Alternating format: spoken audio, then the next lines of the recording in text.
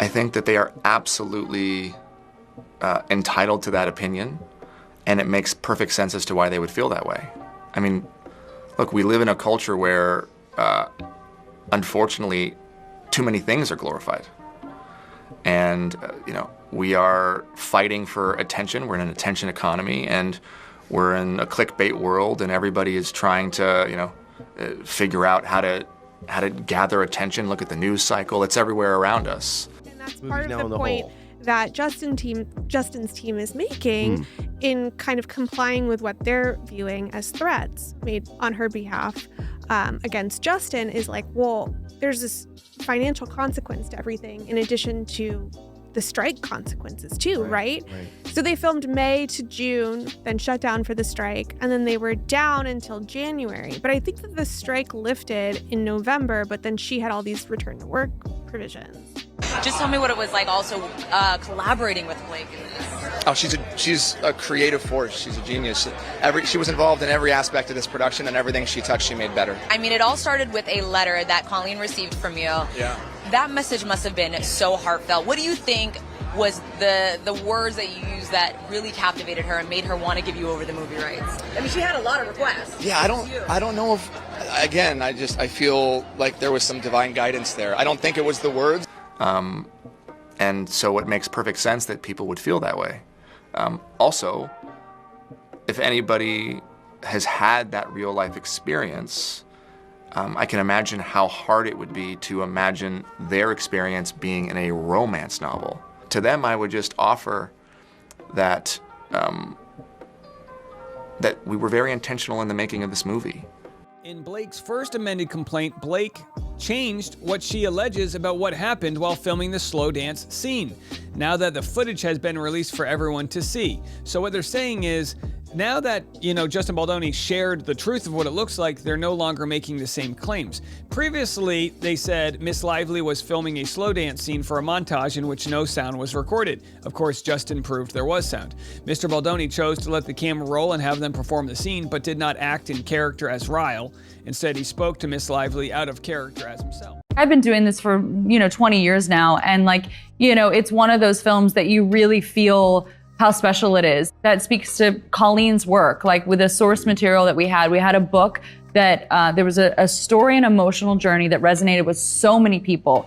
So it was our responsibility not to screw it up. Yeah, it was just such a beautiful experience, and I couldn't be more proud of it. I'm just really excited for people to see it. I think it was the intention and the why that I wanted to make the movie, and the heart that I try to put in everything that I do. And I think at the end of the day, that speaks maybe more than words do. I think that people can feel the intention.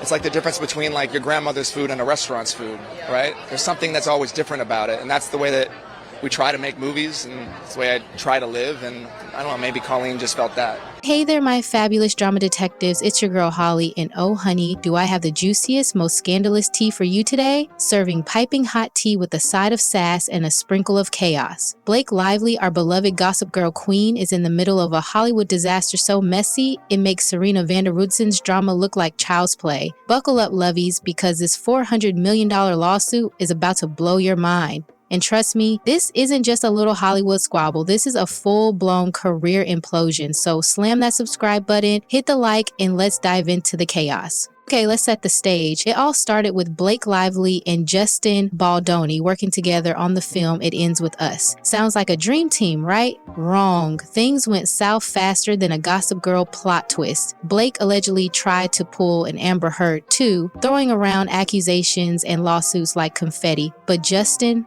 oh no, honey, he wasn't having it. He flipped the script and countersued for a whopping $400 million. Yep, you heard that right. $400 million. Now the question is, did Blake bite off more than she could chew, or is Justin just playing hardball? Let me know your thoughts below. All right, let's get into the nitty gritty. Blake Lively accused Justin Baldoni of harassment and tried to ruin his reputation with what Justin claims are baseless allegations. But here's the kicker, Justin didn't just sit back and take it. Oh no, honey, he came out swinging with a counter lawsuit that's got Hollywood shaking in its designer boots. Justin's not just defending himself, he's going on the offensive, accusing Blake and her husband Ryan Reynolds of defamation and extortion. And babes, the receipts, they're spicy. We're talking leaked texts, emails, and even Blake's own words being used against her in court. This isn't just a legal battle. It's a full-on Hollywood showdown. And trust me, the claws are out. Let's break it down. Blake's initial lawsuit claimed that Justin created a toxic work environment on the set of It Ends With Us, alleging harassment and emotional distress. But Justin's legal team, led by the powerhouse attorney Brian Friedman, flipped the script faster than you can say Gossip Girl.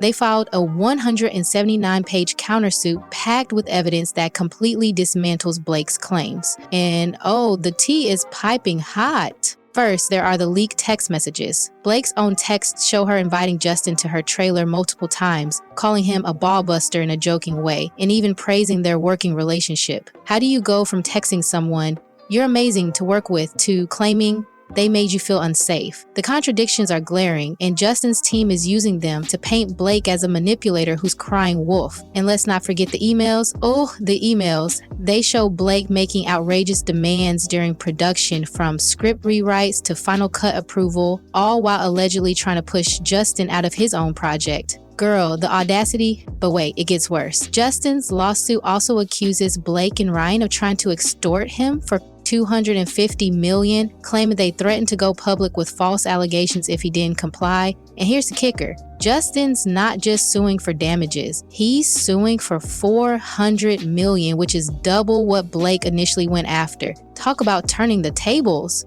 This isn't just about money, though. It's about reputation, power, and sending a message to Hollywood that you can't just throw around accusations and expect to walk away unscathed. And let's talk about the courtroom drama, because oh my God, it's giving Legally Blonde meets Suits. Blake's legal team thought they had the upper hand, but Justin's lawyers came prepared to annihilate every motion Blake's team filed. Denied. Every attempt to silence Justin's side, shut down. And that gag order she tried to slap on Justin's legal team, the judge laughed her out of the room. Within 90 minutes, Blake's case was crumbling like a stale cookie, and Justin's team was serving receipts hotter than a summer in Malibu. This isn't just a legal battle, babes. It's a full-blown Hollywood reckoning. Blake thought she could play the victim and win, but Justin's proving that the truth always comes out. And with every leaked text, email, and courtroom defeat, Blake's empire is crumbling faster than a house of cards in a hurricane. So grab your popcorn, because this showdown is far from over. Let's rewind a bit, because this story has more layers than Blake Lively's perfectly tousled hair.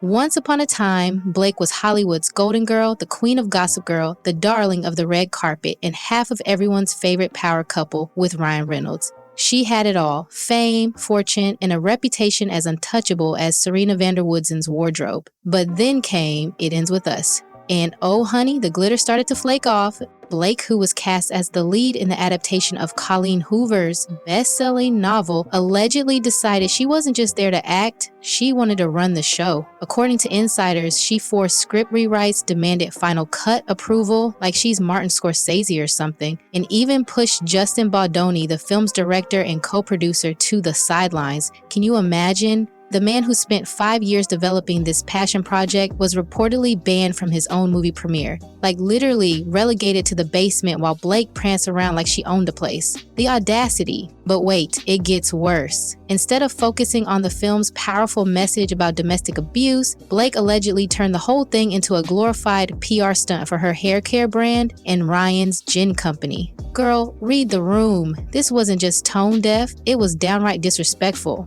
The movie, which was supposed to shed light on serious issues, became a walking advertisement for Blake's personal ventures. And let's be real, Hollywood noticed, fans noticed, and now it's all coming back to bite her. So what started as a dream project for Justin Baldoni turned into a nightmare thanks to Blake's alleged power plays. And now with this lawsuit, the tables have turned. Blake thought she could control the narrative, but Justin's not backing down. And honestly, the receipts are too juicy to ignore. Stay tuned, babes, because this story's far from over. Now, here's where it gets wild. Justin's legal team, led by the legendary Brian Friedman, yes, the same guy who's taken down some of Hollywood's biggest egos, absolutely obliterated Blake's case in court. I'm talking full-on, no-holds-barred legal annihilation. Every single motion Blake's team filed, denied. Every attempt to control the narrative, thrown out like yesterday's trash. And that gag order she tried to slap on Justin's team to keep them quiet, honey, the judge laughed her out of the room. Like actual laughter. Can you imagine the humiliation? Within 90 minutes, Blake's case was crumbling faster than a stale popcorn bucket at a bad movie. And the receipts, oh, they're brutal. Let's talk about those receipts because they're the kind of drama we live for. Justin's legal team came armed with leaked texts, emails, and even Blake's own words. And they didn't hold back. There are texts showing Blake inviting Justin to her trailer multiple times, like, hey, come hang out, vibes, while in court, she's claiming he made her feel unsafe. Make it make sense. And then there's the cherry on top, Blake calling Justin a ball buster in a joking way, praising their working relationship, and even texting him about how much she loved collaborating with him. But now, she's in court crying harassment? The audacity is astronomical. And let's not forget the emails. Oh, the emails. Blake's own correspondence shows her making outrageous demands during production, from script rewrites to trying to push Justin out of key decisions. It's like she thought she was a director, producer, and star all rolled into one. But here's the kicker. Justin's team used all of this to prove that Blake's claims were not just exaggerated, they were outright false. And the judge, she wasn't having it.